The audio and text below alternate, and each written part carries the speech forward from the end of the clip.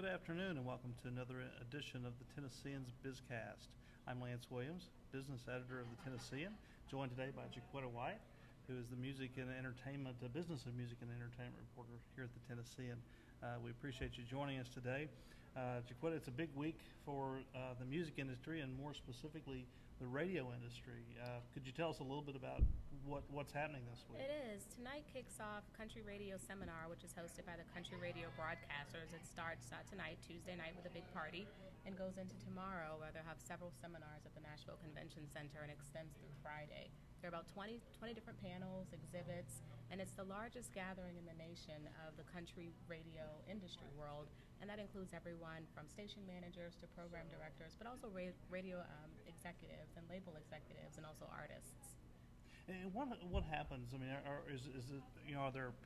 Is this where they find new talent? Do they talk about industry trends? I mean, what are some of the things that kind of can come out of this? It's a combination of all of those things. During the day, there are panels and seminars where they talk about the trends in the country music world. But then at night, artists, and particularly new artists, provide showcases to country radio. Country radio and artists have a very unique relationship in that they depend very heavily on one another. The artists need the radio for play, and the radio, of course, want the artists to be their friends so that they can have good music to play and stay at the top of the charts. So it's a symbiotic relationship, and it involves lots of people this week. Very good, very good. Now, tell us a little bit about sort of country music and country radio right now. Where does it stack up? I mean, you've got all different genres and all types of music and especially digital options out there available that maybe didn't exist several years ago. What is the health of country radio right now? Country radio is very popular, especially among the most coveted age demographics. So from about 18 to 55, it's the number one radio option. When people get a little older, it tends to trend toward news and information, but country radio is still up there. It's incredibly popular right now. Of course, people are streaming and that sort of thing, but that doesn't seem to hurt radio at all.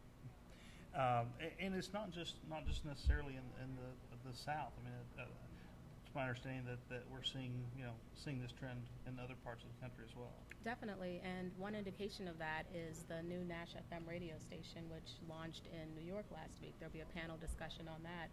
New York hasn't had a country radio station for about a decade now, and it's definitely an indication of how popular country radio is, that the largest radio market in the world has now picked up a country radio station. Wow, very good. Now, this past weekend in the paper, you had written about another trend within music, country radio, and that's really the attempt to go after a younger demographic. Yeah. Why is that demographic so important for country radio? Sure. If you look at the artists that are popular now, a lot of them are very young. Who's buying the music? A lot of younger people are buying the music, and country radio is wondering if they should make a play for that market, if the Hunter Hayes fans are the ones that will be the big radio listeners in a few years. What's interesting about country radio is that the demographic has not changed for several years now. It's still 2/3 of the country radio audience is 35 years older. And so although radio is looking at this, they're not committed to it. But it is something very interesting that they're watching, and there'll be a panel Thursday on this topic at CRS. Okay. Yeah, so it sounds like it's more of a that there wasn't a demographic clamoring for these artists. Is sort of now that you have these, is it now that they have the artists, they're trying to figure out how to get them? The artists came along, the fans came along, and radio was wondering if they should respond in kind by doing more things to target them. Okay.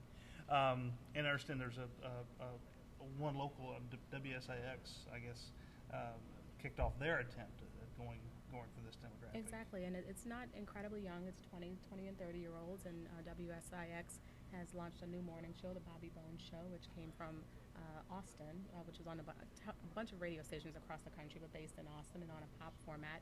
And it's a really fun, exciting, and lively show that will change the face of WSIX, but it's definitely, as the station manager mentioned to me, an attempt to get a younger crowd listening. Mm-hmm. Now, is there any risk of a backlash from older listeners who are used to certain formats and used to certain ways? I mean, is there some risk involved? I think there's some panelists on Thursday who will say that that's the case, that you could alienate an older crowd by going after only young fans, but I don't know which way it'll go, and I guess only time will tell. Mm-hmm. Now, for folks that may sort of see folks about town, is this a showcase that will bring a lot of big names to town, or are these mostly some folks that are more behind the scenes or up and coming artists? It's a combination.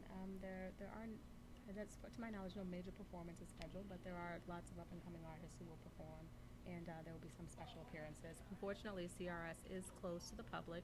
It's an industry-only event. 2,500 people are expected, but you cannot walk into the Nashville Convention Center expecting to see your favorite star. Very good, very good. And speaking just generally about sort of the music industry and music business, I understand there was a report that came out just this week, sort of looked at the performance of digital and recorded music over the last year, and we actually saw some movement there. Sure. Overall, music revenue is up 0.3%, sorry. But digital revenue is up about 9%, and that includes subscriptions. So if you have a subscription to something like Pandora, a streaming service, or digital downloads are included in that number. So that's definitely where the push is. That's where the growth is. But it helped to buoy overall sales 2.3%. And there had been sort of a downward trend for many years. There had not been any revenue growth since 1999. So this 2012 was definitely a big year. Wow, very good, very good. Well, Jaquetta, thank you so much for joining us today and keeping us informed of what's happening with country music and the music industry in particular. We thank you for joining us, and we just ask you to watch us every Tuesday here for the Tennessean Bizcast. You can also go to our website any day throughout the week at 3 p.m. And be able to see a variety of webcasts. And you could also catch back episodes of any of those webcasts on our website as well. We thank you again for joining us, and have a great afternoon.